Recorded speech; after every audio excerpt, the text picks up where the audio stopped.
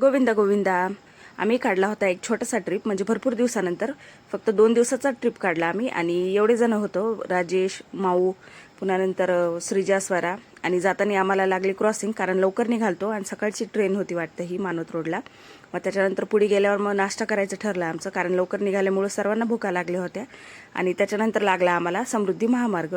मस्त रोड आहे आणि याला काय म्हणतात मला माहीत नाही, आमच्या इकडं वेगळं बोलतात काहीतरी याला. आणि त्याच्यानंतर पोहोचलो आम्ही शिर्डीला. आमचा म्हणजे छोटासा ट्रिप होता शिर्डीचा. कसं खूप दिवसापासून जायचं होतं, म्हणजे जमतच नव्हतं. आणि कसं मस्त हॉटेल वगैरे केली यांनी, कारण सगळेजण थकून गेलतो आम्ही. आणि फ्रेश वगैरे होऊन म्हणलं पहिलं दर्शन घ्यावं आणि मग थोडंसं कसं रिलॅक्स होऊन जाते सगळेजण.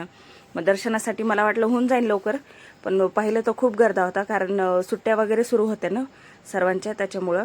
आणि कसं आम्हाला 1.5-2 तास लागले दर्शनासाठी. आणि मग दर्शन वगैरे झाल्यावर आम्ही लगेच म्हणजे पोटपूजा वगैरे करून घ्यावं म्हटलं. सर्वांना भुका लागल्या होत्या, पण मी नाही खाल्लं, कारण खूप उन्ह असल्यामुळं तब्येतच बरी वाटत नव्हती.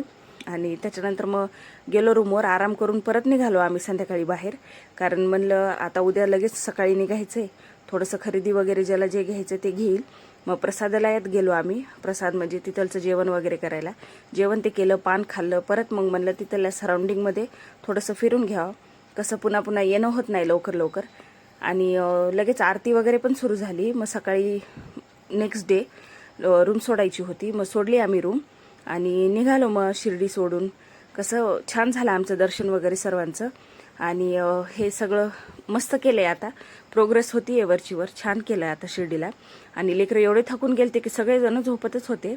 आणि त्याच्यानंतर कोणी काहीच खाल्लं नाही. मग म्हणलं ज्यूस घ्यावं. End of the day.